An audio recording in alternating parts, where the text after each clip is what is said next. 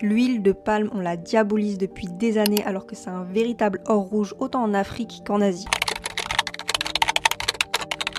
Déjà, l'huile de palme, c'est super rentable, ça produit 4 tonnes d'huile par hectare, c'est 10 fois plus que le soja. Donc vraiment, c'est une pépite pour l'industrie qui en met littéralement partout, margarine, pâte à tartiner, biscuits et j'en passe. Sauf que en 2010, tout bascule avec le Nutella Gate, les ONG dénoncent la déforestation, les médias pointent du doigt les acides gras trans, et du jour au lendemain, ça devient l'ennemi public numéro 1 et on voit sur les produits des étiquettes marquées sans huile de palme très fièrement. Sauf que ce que l'on oublie de vous dire, c'est que ce n'est pas l'huile de palme le problème, c'est ce que l'industrie en a fait. Car la vraie huile de palme brute est riche en caroténoïdes, qui est un précurseur de la vitamine A. Elle est riche en tocotriénol, qui est une forme rare de vitamine E, qui est très antioxydante. Mais l'industrie veut une huile sans couleur, sans odeur et très stable, donc elle la raffine, elle la blanchisse, elle la désodorise, elle fractionne et même elle hydrogénise. C'est ça qui va créer les acides gras trans.